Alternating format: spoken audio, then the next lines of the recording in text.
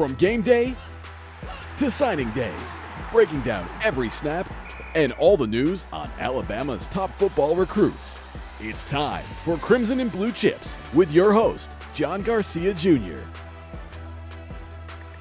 Ladies and gentlemen, welcome into another week of Crimson and Blue Chips. I'm your host, John Garcia Jr. We've got 3 shows coming at you this week, beginning with, of course, a Monday. It will be a McNair Monday. Kirk McNair, the longest tenured badass on the Bama beat, will join the program. He will talk about fall camp, where we are, covering Alabama football, the second scrimmage that went down on Saturday, and, of course, start looking ahead just a little bit to those Louisville Cardinals, which loom less than 2 weeks away, ladies and gentlemen. We are almost at game week. Hang in there. Fall camp, much more completed than uncompleted. As we said, the final scrimmage in the books from this past weekend. We'll get through some of the big takeaways there. Maybe a surprise to a lot of our listeners at quarterback, and many other things as Alabama looks to recover from injuries, position battles materialize, etc. So we'll look at that as we begin to spur fall camp into game prep for the Louisville Cardinals. After that point, I'm going to look back at where we spent some time this weekend. I mentioned it on Friday. I was at IMG Academy, or I was going to IMG Academy to check out Trey Sanders, to check out Neal, 2 5-stars, very high on the board for Alabama. Of course, IMG's got a million other kids as well. But there was some surprises in the game. If you hadn't hit social media or my Twitter feed or stories on 24/7 Sports, we'll dig into all of that, performances, recruiting impact, etc. from a busy weekend. But mainly Alabama team focused. We'll get to some recruiting and, of course, wrap up with your listener questions. Fresh and free week of Crimson and Blue Chips kicking off right now. There isn't a more tenured guest on this program. There isn't a more respected guest on this program. Returning once again to CABC, it is Kirk McNair out of BamaOnline.com, the crew over there on 24/7 Sports. Kirk, always good to have you on, my friend. And another scrimmage is in the books, and that's, for all we know, that is the last full-out game day, Bryant-Denny type of scrimmage. So I'll really get the floor over to you. What are the points we need to discuss? Do we have to begin at the quarterback position? Is that sort of the default, or do you go elsewhere?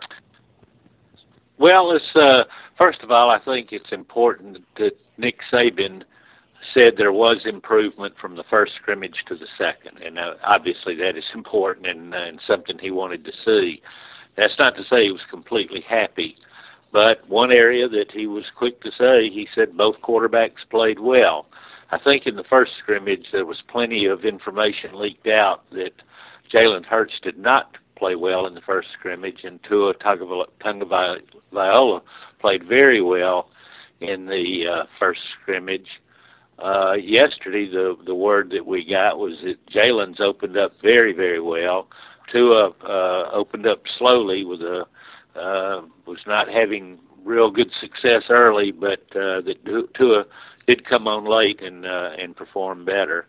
But everyone says that both quarterbacks played well in the scrimmage Saturday. They both they alternated with the first offense against the first defense, and with the second offense against the second defense. And I thought, I'm sorry, I've got that backwards. The first offense was going against the second defense most of the day. The second offense against the first defense most of the day. Right.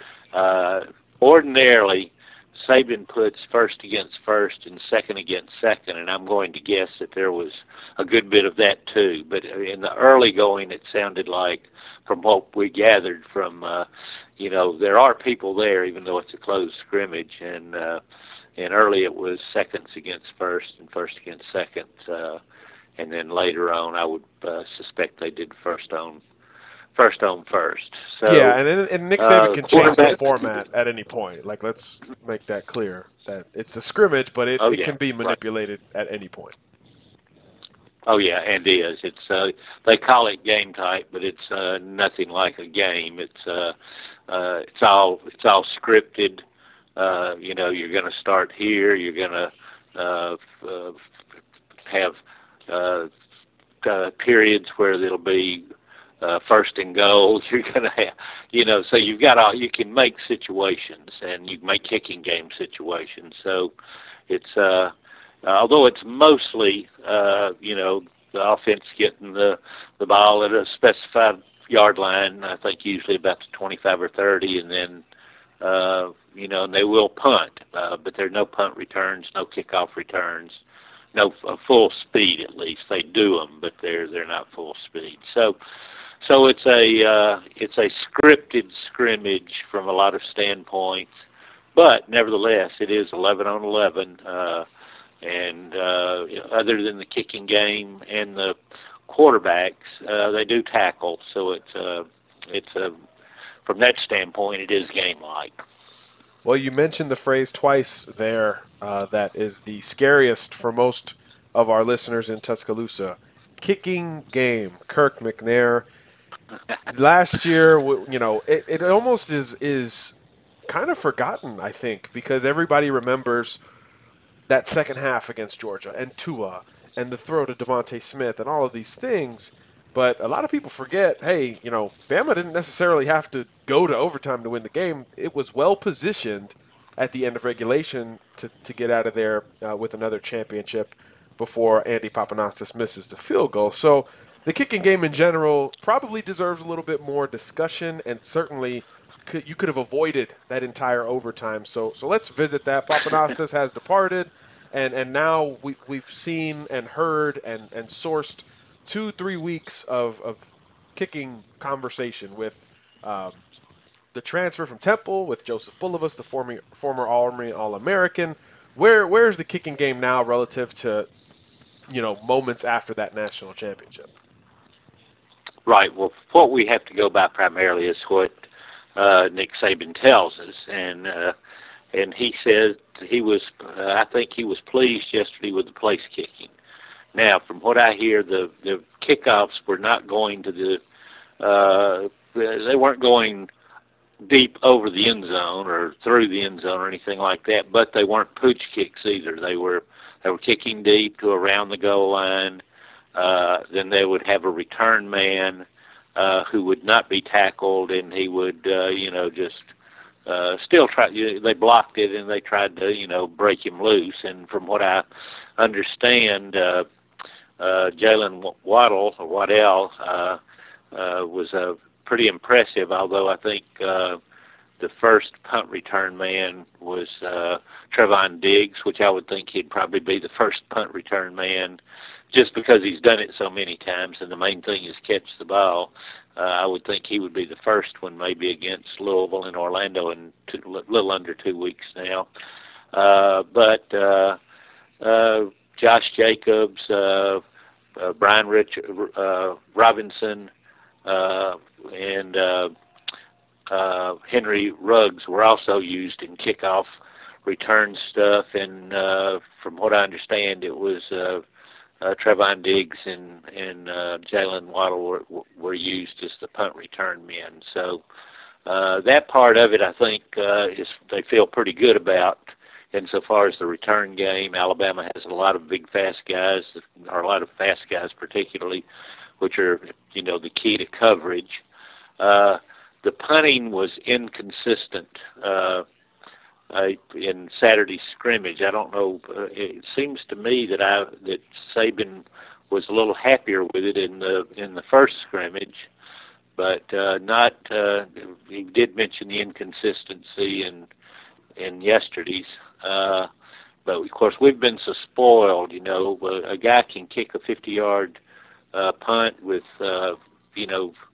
very good hang time, and it still doesn't look like those boomers that Alabama's been looking at for the last 4 years with J.K. Scott. So Sky DeLong, who certainly has the greatest name of any punter that we've ever had, or maybe anybody's ever had, is the only guy punting right now. There is another punter coming in after classes start on Wednesday, and the initial 105-man roster can be expanded. But for now, Skylar DeLong has done all the punting in the first two two scrimmages. You mentioned both Austin Jones and Joe Bulovas, and apparently both of them are doing okay. So there's a lot of importance to the kicking game, as we know, and you can't really start that in the spring because you use so many newcomers in the kicking, or Alabama does, and a lot of other people do too. That's sort of a traditional starting point for a lot of guys. They're good enough to play, but maybe can't work their way into the offensive or defensive rotations, but they can prove their worth, and believe me, it means a lot. If they perform well on the special teams, they've got a lot better chance of moving up in the rotations of their offensive and defensive positions. So we'll see where that goes, but ordinarily Alabama's got a pretty solid special teams game, and this year they've got a new coach. They brought in the coach from Texas A&M, the special teams coach, and his last name's Banks, and I'm sorry, I can't remember his first name right now. Jeff Banks, yeah, who, and I watched Texas A&M's bowl game, and he was the acting head coach in that game, and I thought one of the really impressive things in that game, which I was watching for, of course, was special teams, because I knew he was going to be coming to Alabama. And so I was impressed with what Texas A&M did under him, and I'm looking forward to seeing Alabama's special teams this year. I think they'll be good. They just don't have the actual so-called specialists. The actual kickers will be new people, and we'll have to see how they come along. Yeah, when we look at recruiting classes, a lot of people always ask me, Kirk, who's the impact freshman? Who's the guy who's going to play a ton? And for several years with Alabama, how they recruit specialists, we could kind of take the easy road instead of projecting some amazing position player like Patrick Surtain or Jalen Waddle or Yabi Anoma. We would say, well, Bama's bringing in a punter, so that freshman J.K. Scott's probably going to play a lot. And now, that's such chalk now that people just expect it. So because of that, Skylar DeLong, who's going to be a freshman thrust into this important role, is really not even getting talked about. And I think that's great for him, but it's funny how that's become such a plug-and-play deal for Alabama. And obviously some of those kickers are young as well. So special teams definitely important, and again, if you want to play the cop-out game, hey, Skylar DeLong, freshman impact, there you go. But he's not the only one, Kirk. Obviously, there have been several situations that make freshmen play, whether it's just pure talent, injuries, unfortunately, position battles, what have you. And it seems like all of that is happening right now at Alabama. And freshmen and young guys are just going to have to step up. Is there any in particular? You mentioned Waddle. You mentioned DeLong. Any other freshmen that you're hearing here recently over the last week, 10 days or so, that is either being thrust into the rotation or solidifying a spot in some type of rotation? Yeah, and I don't think it's a big surprise, but the name we're hearing a lot is Patrick Surtain.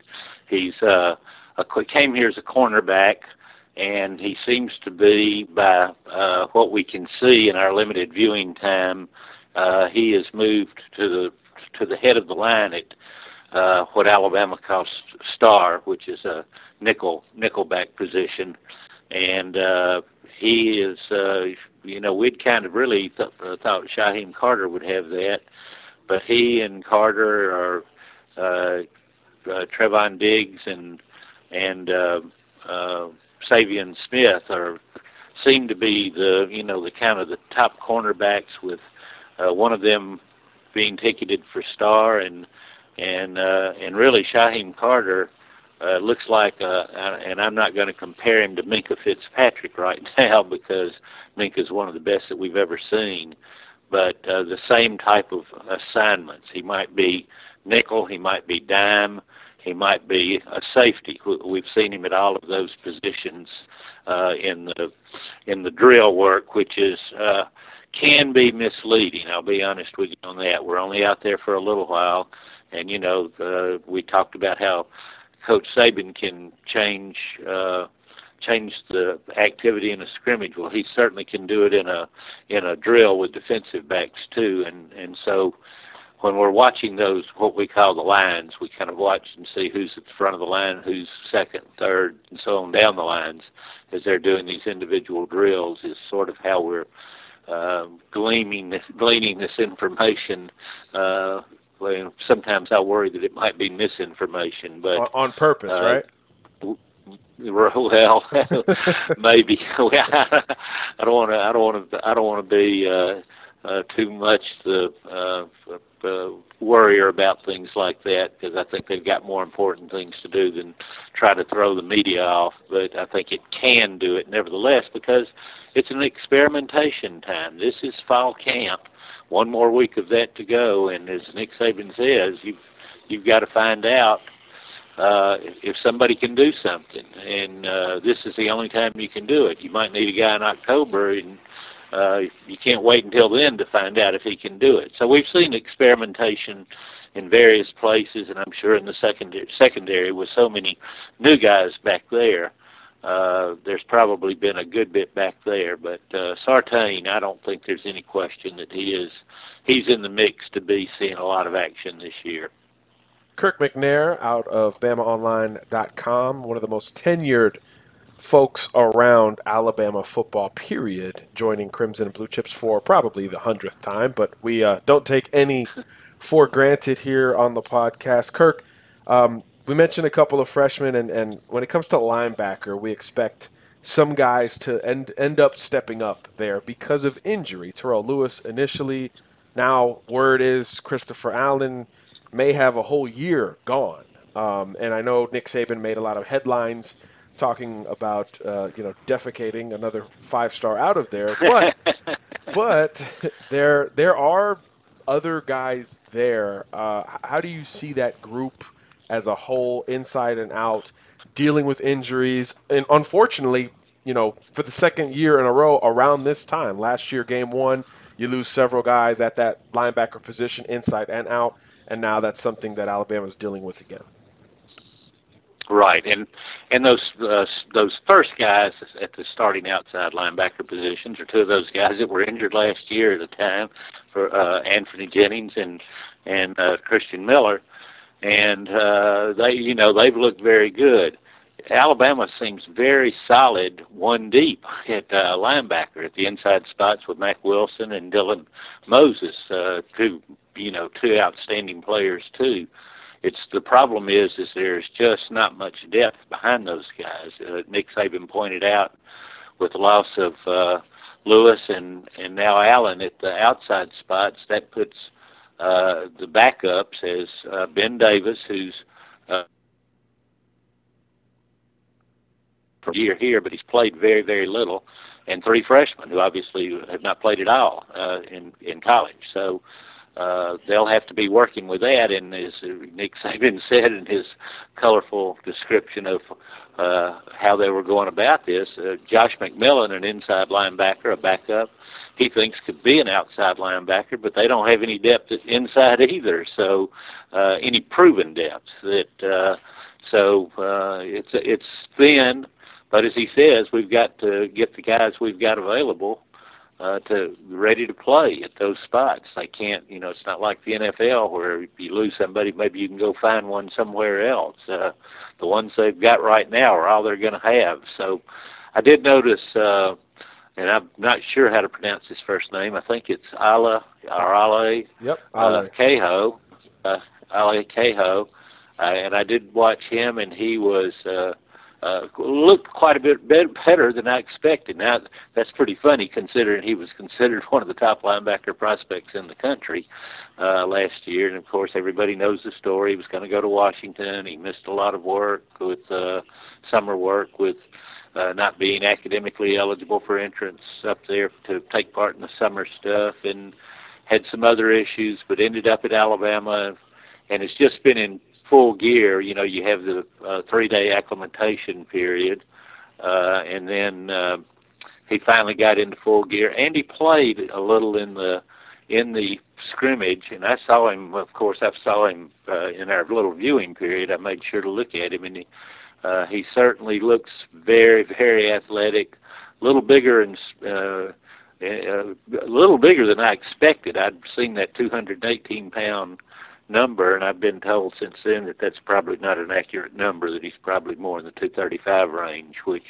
that was be what I would have guessed looking at him. But I don't know, I'm sure he's got a lot to learn. He's got the whole playbook to learn and got a lot of that. But one thing he does have, it looks on the hoof, just in the drills that we see, it looks to me like he has really got some ability, and he may be one of the ones that comes into play in that linebacker rotation. Yeah, you mentioned the hypothetical scenario earlier where you said, you might need a guy in October. That's the type of guy I think of for a role like that. In October, maybe a guy like that is a little more settled and ready to potentially make an impact. So obviously a lot of these guys, no matter how much work they're getting right now, when there's not depth, every single guy becomes a little bit more magnified. So we'll certainly see how Alabama responds to it's a problem, but it could be worse. It could be plenty worse for Alabama. Kirk, a couple more questions for you today.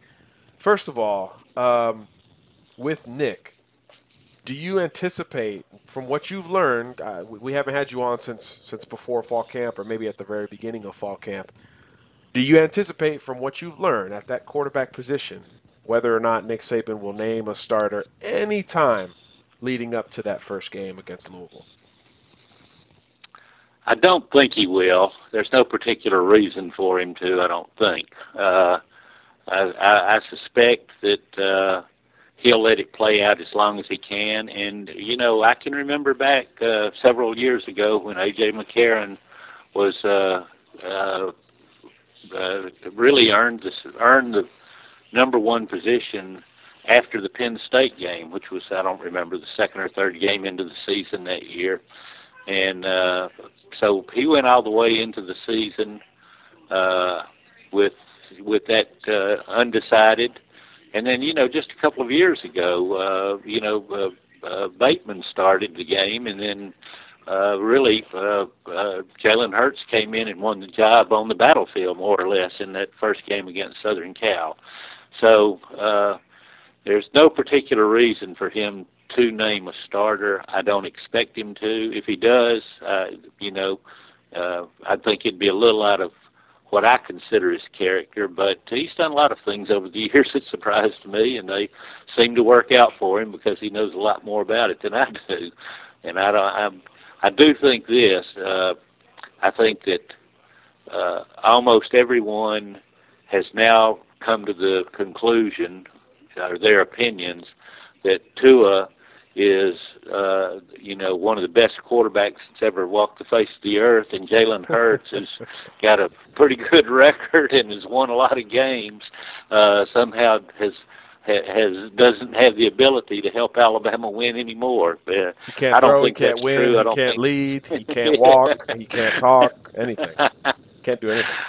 And I'm pretty sure that Nick Saban doesn't see it exactly the same way that a lot of fans and others, not just fans, but so-called experts, he may see it a little different. And if Jalen Hurts went out to start the game against Louisville in Orlando on September 1st, that would not shock me one bit. If he didn't, that wouldn't shock me either. If somehow they had some little gimmick in there that they elected to just say, how about this, and have both of them in there together some way on the first play, that wouldn't absolutely shock me either. So I think we just have to wait it out, and maybe we'll know at the Louisville game, and maybe not. It may go a little further. And one thing is, and I'm sort of going to shift gears real quick, but it just when we're talking about those linebackers, there are not very many of them, and but the new redshirt rule gives you some latitude. When maybe you were thinking you were going to hold a guy out, but man, we don't have but 3, so he's going to have to play. But maybe you don't need him at for the whole year, and he only goes 4 games or fewer, and so you've had him, you've plugged him in, had him for that help, and gotten that little experience too, and yet he hasn't lost that year of eligibility. So I'm sure Nick Saban's figured out all of these angles and more. Yeah, absolutely. I think he messes with us a little more than maybe we know, but we'll find out one day when he does a book or some kind of ESPN will get it. They'll get the all access, the real all access at that point. But anyway, looking ahead to Louisville, speaking of the Cardinals, post Lamar Jackson era Louisville Cardinals. I'm not going to bring up Bobby Petrino saying he thinks they're going to win because what else is he supposed to say? I think we're going to go lose in Orlando, but as long as my guys give good effort, I'll be happy. No chance he says that. But I am going to ask you, when does the preparation begin for Louisville? How familiar are you with Louisville? Because I'm not going to lie to you, Kirk. I haven't looked at a thing with the Cardinals other than who won their quarterback job, and we already know that. It's Jawan Pass. I'll look at that later, but when does Bama begin the prep for Louisville, and when does Kirk McNair start looking at opponents for Week 1? Well, first of all, much more important than when I do is Alabama. Now, Alabama, of course, has looked. The staff has looked at Louisville. The players may not know it, but they've already done some work on Louisville because they will. Alabama in fall camp sort of slips in different days things that each opponent that they wouldn't have familiarity with, particularly. In other words, non-conference, and in this case, this year Missouri. But all of the opponents, they'll slip in things each day that are things that they're going to see or should be expected to see this year. And they start with the last team they play, Auburn. They'll put some little stuff in and move on through the season backwards, so that the last thing they get a little taste of before actual preparation begins is on Louisville, and they'll have that. But then Saban has said many, many times that he doesn't like the idea of working too long on one opponent, that it becomes too repetitious, too boring. The players sort of lose their edge on it, and so he thinks a week is plenty of time. Now, sometimes for the first opponent, he will maybe start it a day or so earlier. So conceivably, it could start Friday or Saturday, but technically, he'll start. The fall camp will run through Saturday, and then he'll on Monday when they start up the week of the game. That's really when game preparation starts. As for what I know that LaMarvelous is gone, and that's a good thing because he was the real deal. And Pass, what a name for a quarterback, is their new guy, and that they think they've got a good receiving core and good players all around. But I don't think most people who have looked at it would think that they are at the level that Alabama is. They were beaten by Mississippi State in their bowl game last year, and so that was with Lamar Jackson. So most people think that Alabama's probably going to be able to outman Louisville in that first game in Orlando. And of course, I've said it many times without even looking. I always think Alabama's going to win, and I'm almost always right. So I'll be picking Alabama to win that game. This crowd is shocked you're going to pick Alabama to win that game. We'll have to have you on again when you start thinking of a score and taking a bit of a closer look, but that'll be in the weeks to come. We're almost there, Kirk. Like you said, just under 2 weeks before September 1st, which means the 2018 season officially begins, and we can stop all of this camp talk. But for now, plenty going on with Alabama. Stay tuned at BamaOnline.com for all of Kirk's work. He and the crew over there, extremely busy this time of year. Charlie Potter, who you've heard on the show, Tim Watts, who you've heard on the show, Hank South on recruiting. A lot going on, and Bama Online has you covered for it all. Sir, like I said, we never take it for granted, and we really do appreciate you spending some time with us. Always my pleasure, John. Thanks for having me. Always a pleasure, a true pleasure to have Kirk McNair on the program, guys. Bear Bryant's SID, beat writer for a long time. He's published books, Game Changers. Check that out if you hadn't heard of it. And obviously still very much in tune to what is going down in Tuscaloosa. And interesting takeaways from the scrimmage, referring to what Kirk has heard. We have heard very similar, particularly at quarterback.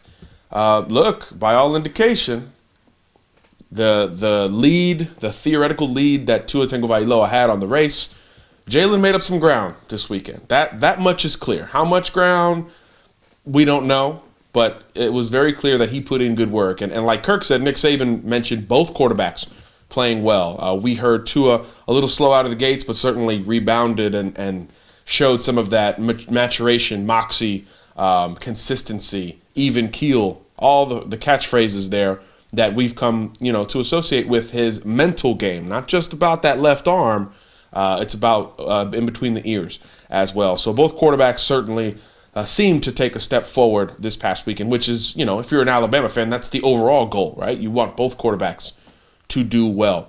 Obviously, the injuries are very tough. I kind of disagree with Nick Saban. He said he doesn't crap out 5 stars and have another guy in the wings. Well, I think he does. But at the same time, there should be some concern about the depth. When it comes to linebackers, there is a lot of inexperience. There's a lot of youth there. Talented youth, but youth nonetheless. So I could see where he is concerned. But I think he exaggerated just a little bit on the panic at lack of numbers and men at that outside linebacker position. Hey, Ben Davis, right? Time for Ben Davis to step up. And we talked about some of the ways that people can get opportunities. And unfortunately, in the nature of this great game that we all love, injuries are a part of that. Injuries are a part of that conversation. So it might be an unconventional path, but it seems like Ben Davis will have an opportunity at least to take a step forward and get a little bit closer to where a lot of us thought he would be coming out of Gordo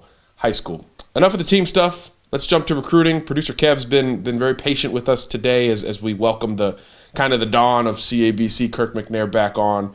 Kev, always good to hear from Kirk, but man, it was kind of a wild Friday night down in Bradenton, Florida, IMG Academy. Now, this is a preseason game, so, we're probably overreacting to some degree nationally, but for a 2-quarter and, 3-drive game, IMG Academy, the most talented high school in the country, goes down to Columbia High School out of Lake City, Florida. Same school for those longtime college football fans. Laramie Tunsil, Timmy Jernigan, a lot of good players in northern Florida have come out of that school. But the school, is kind of a traditional power, not necessarily a recent power in the Sunshine State, and they sort of upset IMG. But it doesn't mean we didn't get a good look at Trey Sanders, and it doesn't mean we didn't get a good look at Evan Neal despite the loss. I think that's, Kevin can attest to this because he's coached at the high school level and collegiate level. This is what's hard about our job. Like, people don't realize we go to these games and we need to get these interviews and we need to scout kids. But, man, when you're a young kid and you lose a game you're not supposed to lose and perception kind of weighs on you, like it clearly was at IMG, pretty tough to deal with these kids. And, we got declined by one interviewee, and we could kind of understand. You can't push in those instances because, hey, man, football's an emotional game.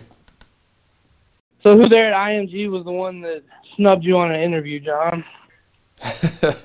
That would be Evan Neal. And I'm not, no disrespect to Evan. Again, I completely understand. I could not imagine after, my high school games, much less college, I could understand after losing just really not wanting to deal with the media in any capacity. One, because these kids aren't used to that. So I certainly try to never push. I'll ask once and kind of make my presence known, like, hey, if you change your mind, I'll be over here talking to one of your teammates kind of deal. But part of the business, right? Part of the game. We certainly understand Evan's perspective there.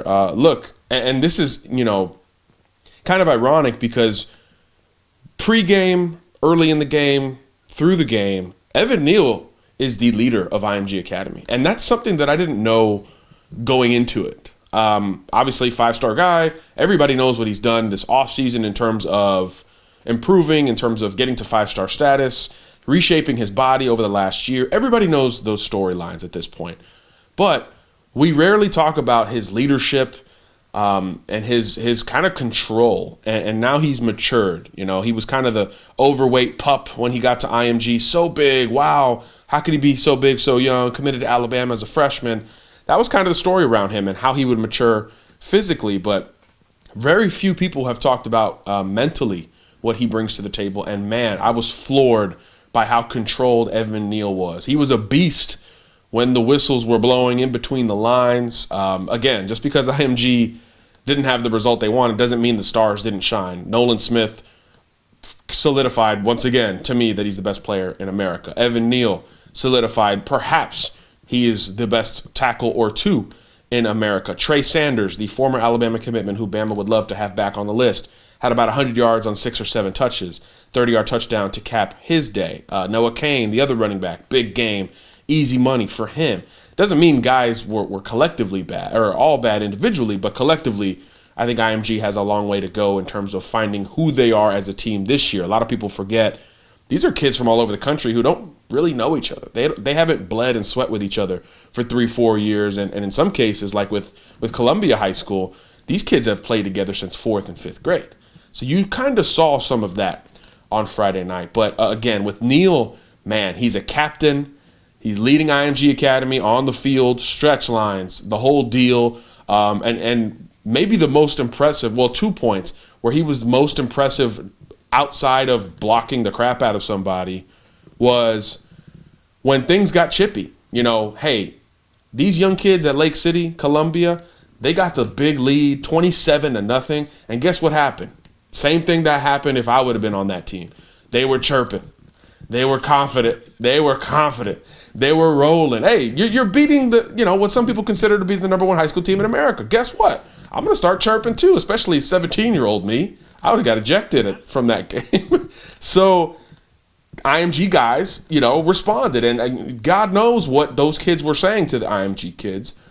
But some of them were willing to retaliate. And in one instance, Trey Sanders was willing, very willing, I should say, to retaliate. And then, if there's anybody who can hold back a 5-star running back, it's a 6'7", 360-pound monster named Evan Neal. And he swooped him down with one arm. Kevin, it was kind of like that one game that we had against Maryville where we were getting chippy and I was ready to get ejected, and you swooped me out of the air off of my feet like it was no big deal. That was kind of how it was for Evan Neal.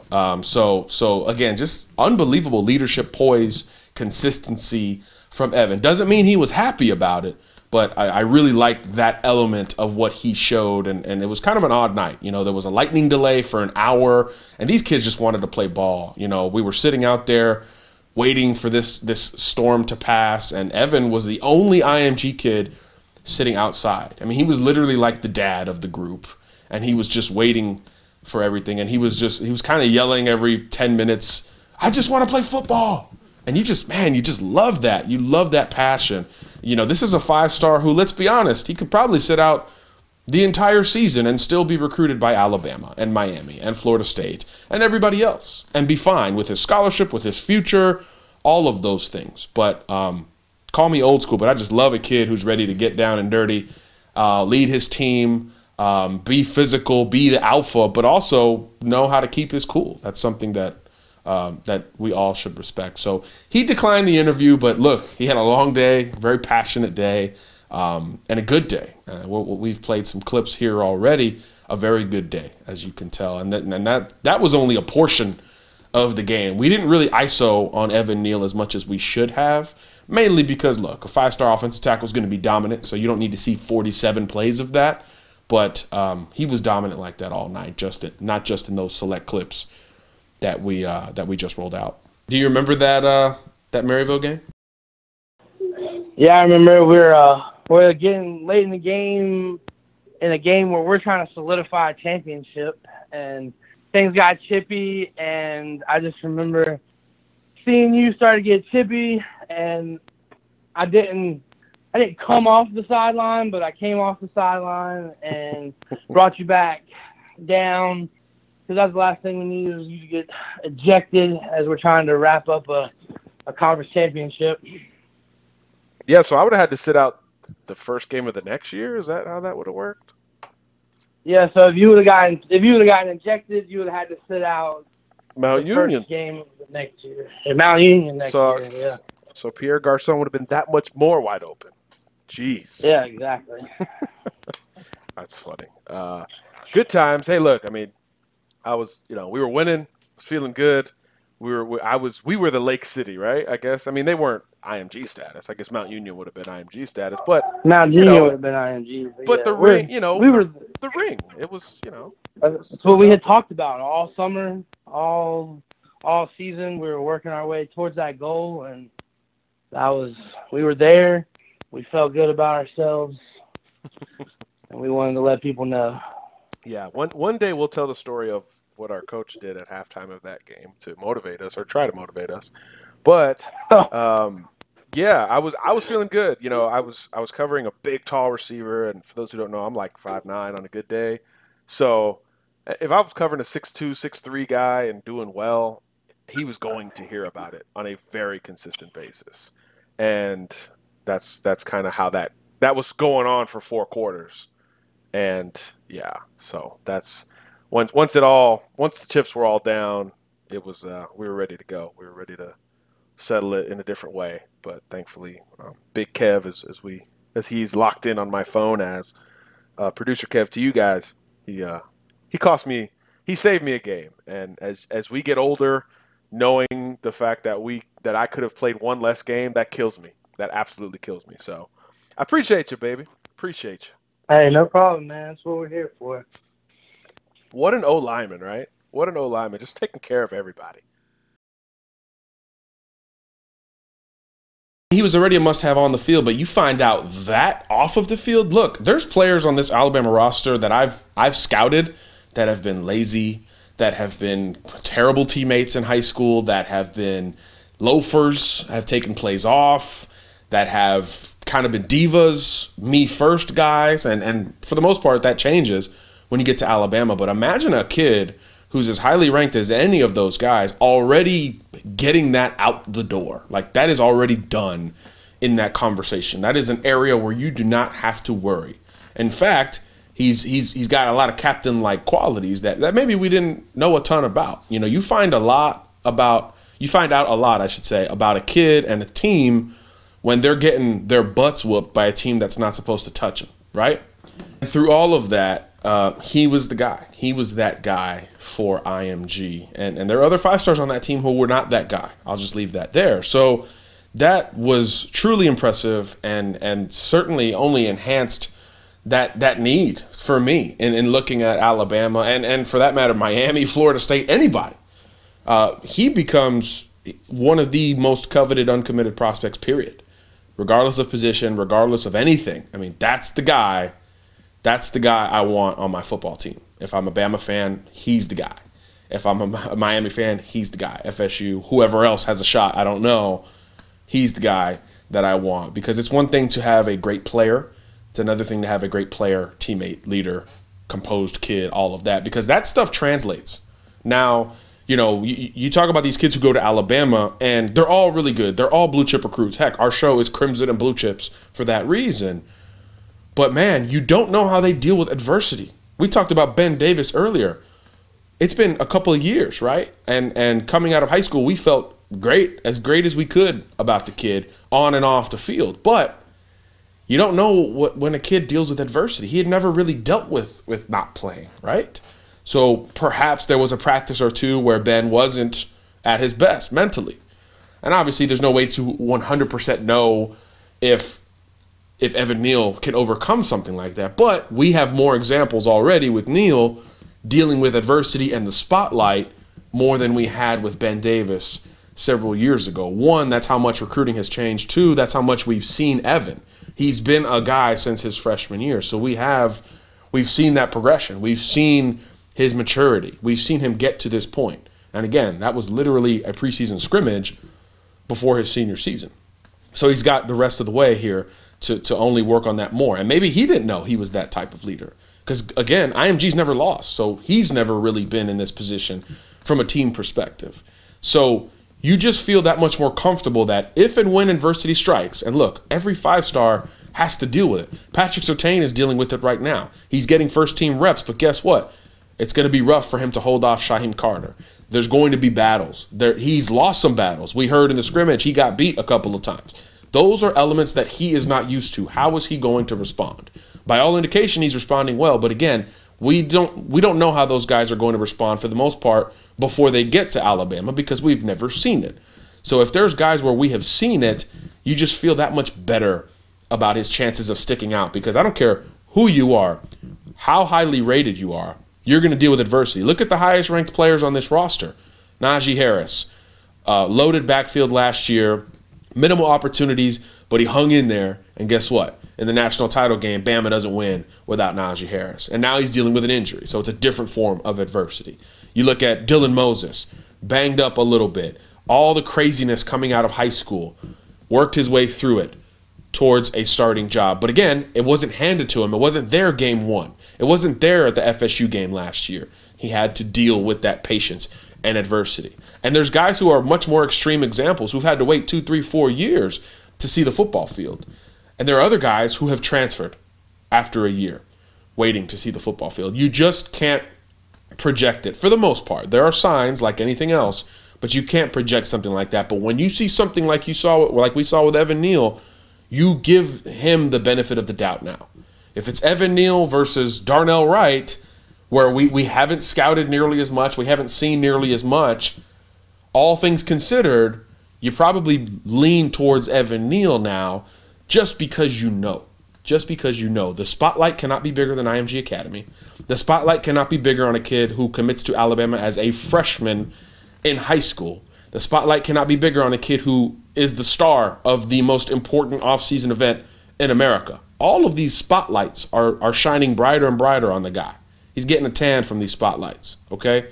And we know he can kind of deal with it. And then that alone is impressive. And heck, he was dominant on the field as well. So even though we didn't get the interview, we know this is a Bama-Miami battle with a sprinkle of Florida State. And Alabama's got to feel good about their positioning. And if I'm Brent Key, if I'm Mike Loxley, this is the guy who maybe is the offensive lineman or offensive player going forward that we as Alabama, speaking from the coach's perspective, want and need the most. So with IMG's loaded roster there in Bradenton, you got to see Trey Sanders. How did he look, and is he living up to the 5-star hype? Yeah, I mean, he looked like Trey Sanders, I thought. Big-time running back. Big, strong kid. I think he's actually cut a little bit of weight. He looked in shape. He looked really, really good on the hoof, and he's fluctuated a little bit. He's a big, strong kid, 6'1", and he's probably fluctuated between, 210 and 225 or so over the last 2-3 years. He looked much closer to that 210, 215 range, which I think will be, if he's going to play running back at the next level, which seems to be the case. Remember, when he first committed to Alabama, we were talking about him as a safety. If he's going to play running back and live there for the rest of his football life, I think that 215 range is kind of going to be home for him. He can play heavier, but when he's on the field, he doesn't play heavier. Does that make sense? Like, he doesn't really run behind his pads. He plays more like a home run, vertical running back than a 225-pound bruiser. He can play behind his pads. He can run behind his pads, but he'd rather be an open field guy, if that makes sense. So I think he's a balanced back. He can do work out of the backfield enough to keep you honest. He's not going to hurt you out of the backfield one-on-one running routes like an Alvin Kamara, Kenyon Drake type of guy. But, he could be serviceable out of the backfield, and IMG is going to utilize that a lot this year. Their receivers aren't great. Their quarterbacks aren't great. So they're going to play in that box. Run behind Evan Neal. Run behind the Auburn O-line commit, who I can't remember his name. Run behind these guys and get these running backs the ball, Trey Sanders and Noah Cain, by any means necessary.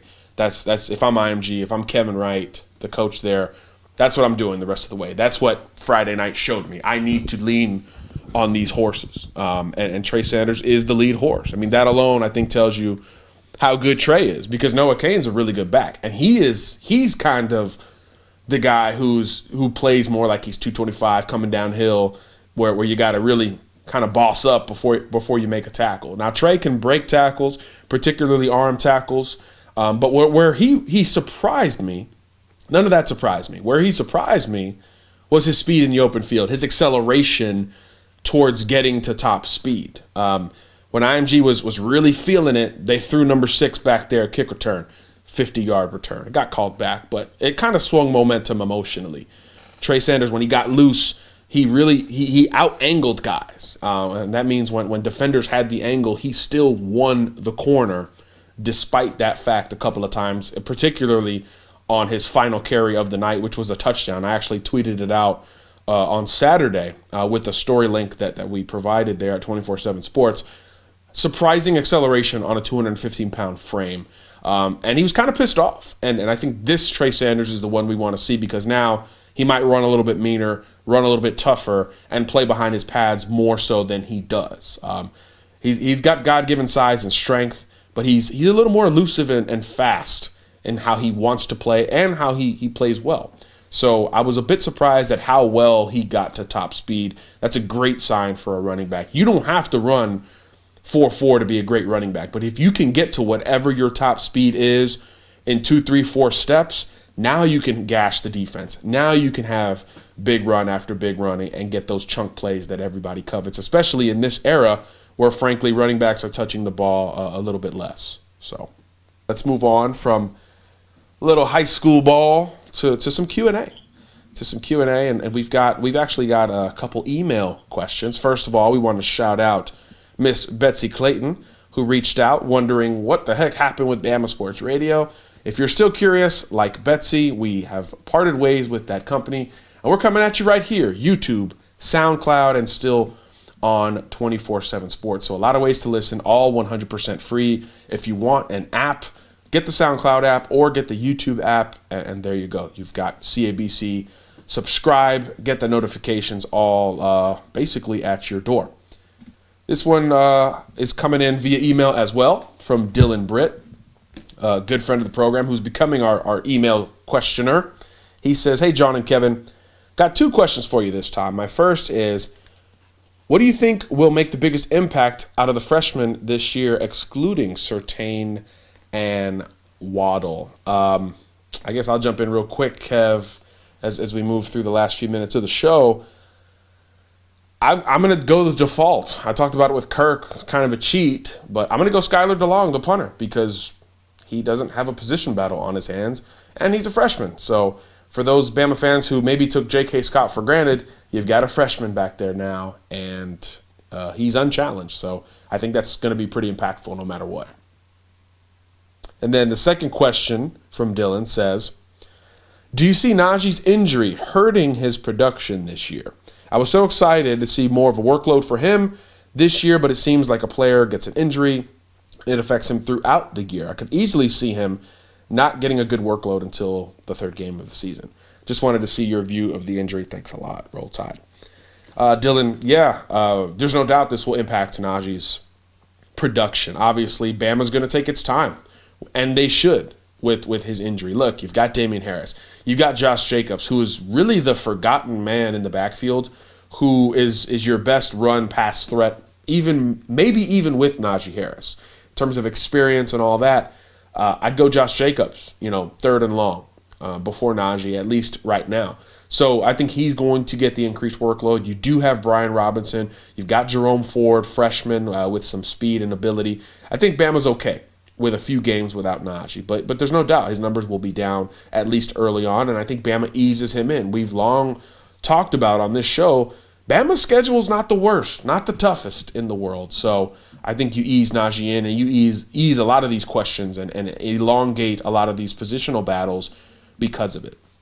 Next question coming in from Willie via email. Hope all is well. Really appreciate the constant updates regarding Bama. Don't really have a question, more of an observation, and would like your thoughts about the topic. A few years ago, Nick Saban fired Bo Davis for recruiting violations. I understand and respect his decision to do so. However, I feel Alabama defensive line recruiting has not been the same since he left. Also, I feel the defensive line play has not been good since he left. Can you speak on how good of a recruiter Coach Bo Davis was, and if you feel our defensive line play has been different without him? I do feel the new defensive line coach will be great, though. Wow, good question, Willie. You're not alone in that feeling. A lot of Alabama fans have expressed kind of the theoretical drop-off following Bo Davis's departure. Look, Bama was recruiting at an all-time high defensive line-wise with Bo. And maybe there's external reasons for the perceived drop-off. I'm putting air quotes out for those who can't see them. Because we had some different classes looking at Alabama the last few years in terms of numbers and in terms of availability. D-line, interior D-linemen, elite D-linemen, they're not very, very common. That's why they're so coveted. That's why they get paid so much freaking money at the next level. So I think that's partially the reason. But look, there's been a lack of continuity on the D-line since that point. Carl Dunbar, more of an NFL guy, and he goes back to the NFL. So now Bama's got kind of a fresh start in that department. But I think maybe we skew that a little bit in terms of the recruiting. Now, the D-line play, I think that's more of a reflection of the coach. And I think Bama's D-line play has been fine. But I do think there's been a little bit of a drop-off in talent over the last few years. But I don't think it's for any one reason, and particularly with the coaches. I think Alabama recruits itself. You've got Nick Saban. You've got precedent. You've got history. And these recent D-line coaches have actually been pretty good in terms of recruiting. You got LeBron Ray. You got Deron Payton. You got Raekwon Davis. You got a lot of good prospects, five-star type guys. So maybe not as consistently and let's say easily as you did before, but you're still getting them. So I think there's a tiny drop-off, but I do think the jury is still out a little bit on these defensive line coaches now moving forward. So it's a new day. It's a new year. So we'll give Alabama the benefit of the doubt. But it's something that we should revisit maybe after the season, where we could look at both how Bama recruited on the D-line, which is going really well right now with Craig Kuligowski, but also how Bama looks on the field. But Kuligowski's got about the best D-line reputation as you can have, coming from Missouri and Miami the last decade or so, where they've overachieved. He's gotten 2 3-star guys or 4 and 5-star guys in Miami's case, and putting them in the NFL, which is not necessarily what is supposed to happen. So let's get to the final question here, coming via Twitter. Actually, 2 more via Twitter. One from Bill Big D. He says, how is Bama looking with recruits in Georgia for 2020? Kind of a random question. We won't spend a lot of time on it, but Bama's very happy with the verbal commitment it has right now in Javier Morton, the corner out of Stevenson. He had a pick 6 in his preseason scrimmage. This is a guy that we know Alabama is coveting and having to hold off others with in recruiting. He's 6'1", 180 pounds, so he's got that ideal Nick Saban size at corner. So that's a really good start for Alabama. There's there's plenty other top targets who Bama is legitimately in it for. Tate Ratledge is a big-time offensive tackle, 6'6", 295, that we know Alabama loves. He'd be one to keep an eye on. B.J. Ojulari, a defensive end, 6'4", 215, out of Marietta. He's one that I would keep a bit of an eye on. And as we look at some of the other names on this list that have Alabama offers, that have Alabama in it, the state of Georgia is not necessarily as top-heavy in 2020 as it was in 2019 or 2018. So that's something to consider as well. Although early on there's several composite 5-stars, but I don't think guys like Tank Bigsby will remain in that category. So that'd be something to keep an eye on. Final question of the day, also coming via Twitter, I don't know. Raphael Monroy jumping in. Hope all is well. Next man up, all caps. I see you, Raphael Monroy. That's why recruiting at a high level is important. I'm sure he's referring to the injuries. Louisville prep should start in a few days. When do you think a defined first and second team needs to be established to have continuity?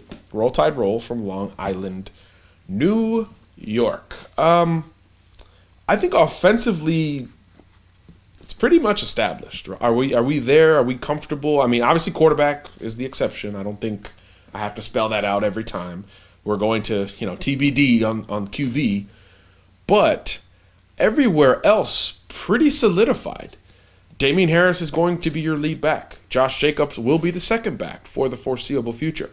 Wide receiver, the trio from last year, we know those are the three guys. After that, there's a debate. But in terms of a starting unit, it's those three guys. It is Devontae Smith, Henry Ruggs, Jerry Jeudy. Maybe some Jalen Waddle. Some of these other guys have a chance to play.